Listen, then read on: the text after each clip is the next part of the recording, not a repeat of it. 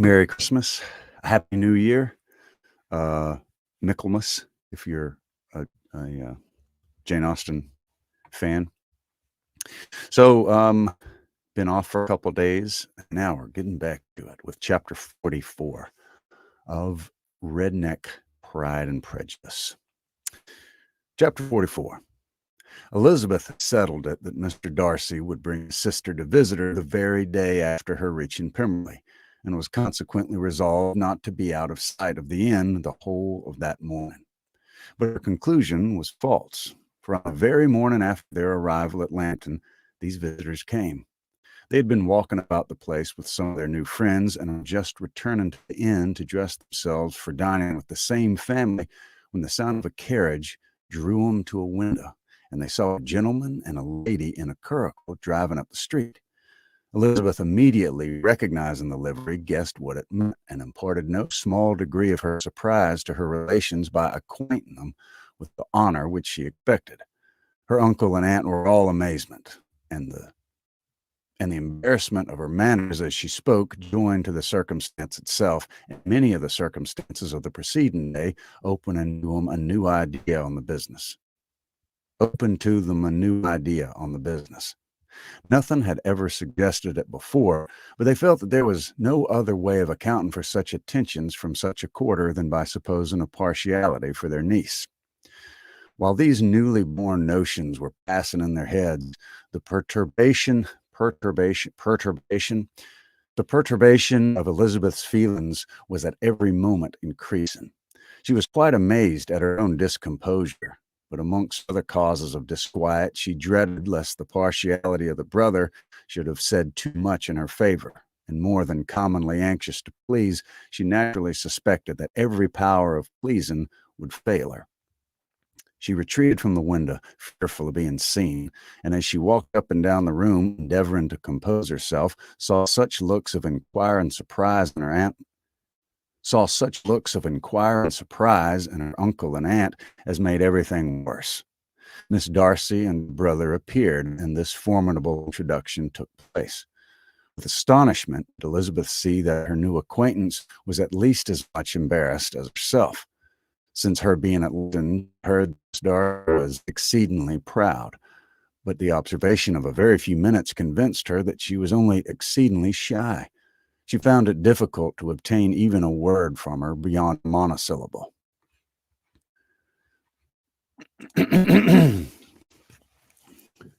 What the whistle? For Christmas, I got a shirt that said from my sister that runs Mississippi Coffee Lady. So she's all about coffee. And it says, I like my coffee black and my tea in the harbor. And I love the shirt, and I'll wear it, of course. But I also got tons of tea. So I'll be using them both. All right. Okay. Miss Darcy was tall and on a larger scale than Elizabeth, and though little more than 16, her figure was formed and her appearance womanly and graceful. She was less handsome than her brother, but there was a sense and good humor in her face, and her manners were perfectly unassuming and gentle. Elizabeth, who had expected to find her as acute and unembarrassed an observer as ever, Mr.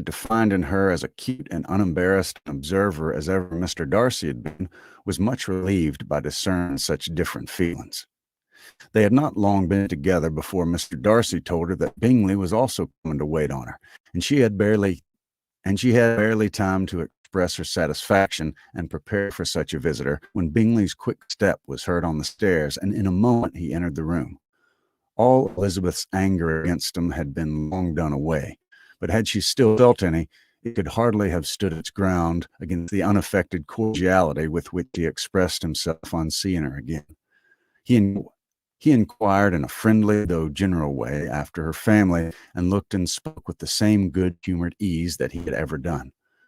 To Mr. Ngar, he was scarcely a little interesting personage than to herself. He was scarcely a less interesting personage than to herself. They had long wished to meet him. They had long wished to see him. The whole party before them, indeed, excited a lively attention.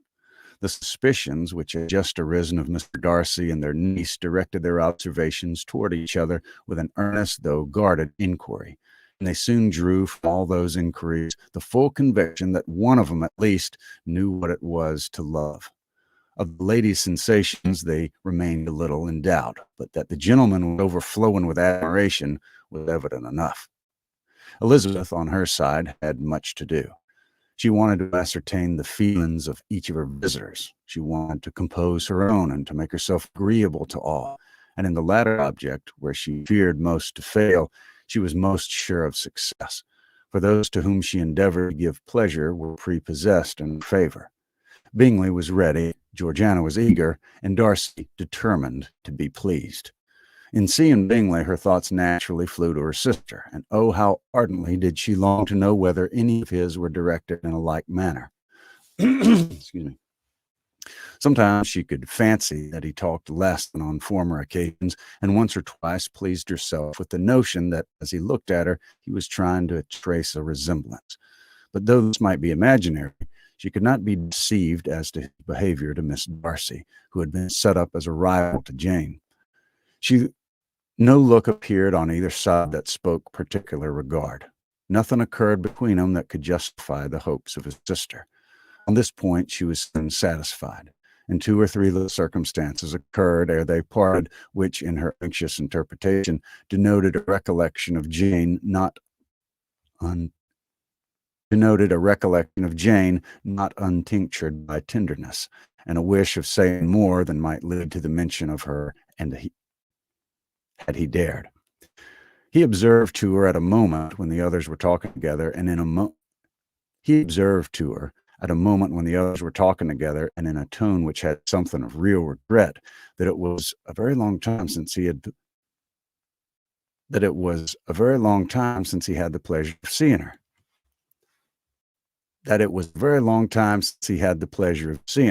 And before she could reply, he added, "It's above 8 months. We had not met since 26th of November, when we were still all dancing together at Netherfield." Elizabeth was pleased to find his memory so exact, and he afterwards took occasion to ask her, when unattended to by any of the rest, whether all her sisters were at Longbourn. There was not much in the question, nor in the preceding remark, but there was a look and a manner which gave them meaning. It was not often that she could turn her eyes on Mr. Darcy himself, but whenever she did catch a glimpse, she saw an expression of general complacence, and in all that he said, she had not an accent so removed from hauteur or disdain of his companions, as convinced her that the improvement of manners which she had yesterday witnessed, however temporary its existence might prove, had at least outlived one day. When she saw him thus seeking the acquaintance and courting the good opinion of people with whom any intercourse a few months ago would have been a disgrace, when she saw him thus civil, not only to herself, but to the very relations whom he had openly disdained, and recollected their last lively scene in Hunsford Parsonage, the change was so great and struck so forcibly on her mind that she could hardly restrain her astonishment from being visible. Never, even in the company of his dear friends at Netherfield, or his dignified relations at Rosings, had she ever seen him so desirous to please, so free from self-consequence or unbending reserve as now, when no importance could result from the success of his endeavors, and when even the acquaintance of those to whom his attentions were addressed would draw down the ridicule and censure of the ladies both of Netherfield as Rosings, and censure of the ladies both of Netherfield as Rosings. Their visitors stayed with them above half an hour, and they arose to depart. Let's see. Sorry, I'm getting lost my little track here.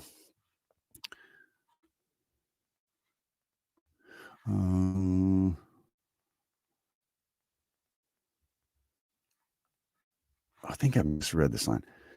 And when even the acquaintance of those to whom his attentions were addressed would draw down the ridicule and censure of the lady both of Netherfield and Rosings.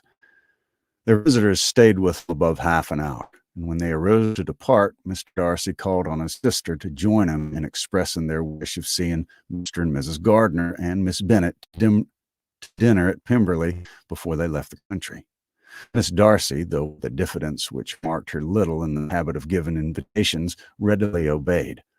Mrs. Gardiner looked at her niece, desirous of knowing how she, whom the invitation most concerned, felt disposed as to its acceptance, but Elizabeth had turned away her head.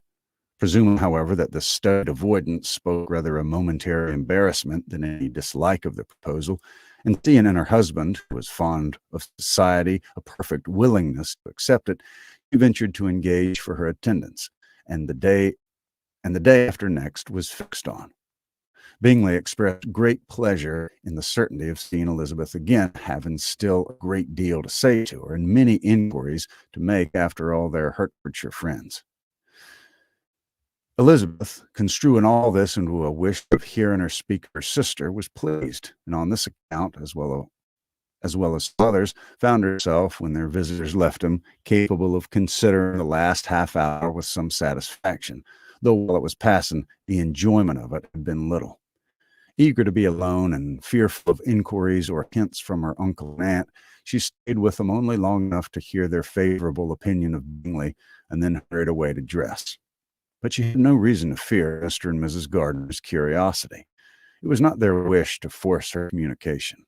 It was evident that she was much better acquainted with Mr. Darcy than they had before any idea of. It was evident that he was very much in love with her. They saw much to interest, but nothing to justify inquiry. Of Mr. Darcy, it was now a matter of anxiety to think well, and as far as their acquaintance reached, there was no fault to find. They could not be untouched by his politeness, and they had drawn his character from their own feelings and his servant's report, without any reference to any other account. The circle in Hertfordshire to which he was known would not have recognized it from Mr. Darcy. There was now an interest, however, in believing the housekeeper, and they soon became sensible that the authority of a servant who had known him since he was 4 years old, and whose own manners indicated respectability, was not to be hastily rejected.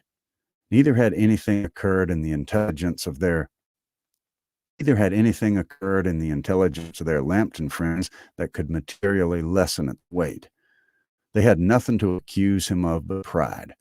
Pride he probably had, and if not, it would certainly be imputed by the inhabitants of a small market town where the family did not visit. It was acknowledged, however, that he was a liberal man and did much good among the poor. With respect to Wickham, the travellers soon found that he was not held there in much estimation, for though the chief of his concerns with the son of his patron were imperfectly understood, it was yet a well-known fact that on his quitting Derbyshire he had left many debts behind him, which Mr. Darcy afterwards discharged.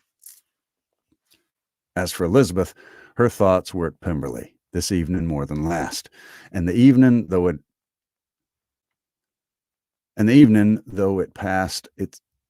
as it passed it seemed long, was not long enough to determine her feelings toward one in that mansion. She lay awake 2 whole hours endeavoring to make him out. She certainly did not hate him. No, hatred had vanished long ago, and she had almost as long been ashamed of ever feeling a dislike against him that could be so called. The respect created by the conviction of his valuable qualities, though at first unwillingly admitted, for some time ceased to be repugnant to her feeling, and it was now heightened into somewhat of a friendlier nature by the testimony so highly in his favor, and bringing forward his disposition in so amiable a light which yesterday had produced. But above all, above respect and esteem, there was a motive within her of goodwill which could not be overlooked. It was gratitude. Gratitude not merely for having once loved her, but for loving her still well enough to forgive all the petulance and acrimony of her manner in rejecting him, and all the unjust accusations accompanying her rejection. He who, she had been persuaded, would avoid her as his greatest enemy, seemed on this accidental meeting most eager to preserve the acquaintance, without any indication and without any indelicate display of regard or any peculiarity of manner, where their two selves only were concerned, was soliciting the good opinion of her friends and bent on making her known to his sister. Such a change in a man of so much pride, exciting not only astonishment but gratitude, for to love, ardent love, it must be attributed, and as its and as such its impression on her was and as such its impression on her was a sort to be encouraged, as by no means unpleasing, though it could not exactly be defined. She respected, she esteemed,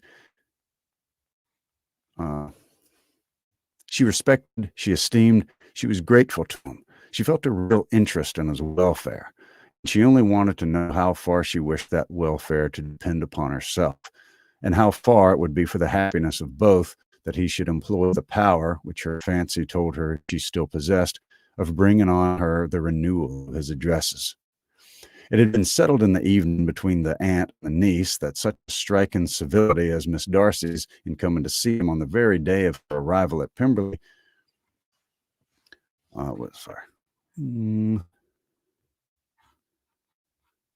such striking civility as Miss Darcy's in coming to see him on the very day of her arrival at Pemberley, for she had reached it only to a late breakfast, ought to be imitated, though it could not be equaled by some exertion of politeness on their side, and consequently that it would be very highly expedient to wait on her at Pemberley the following morning.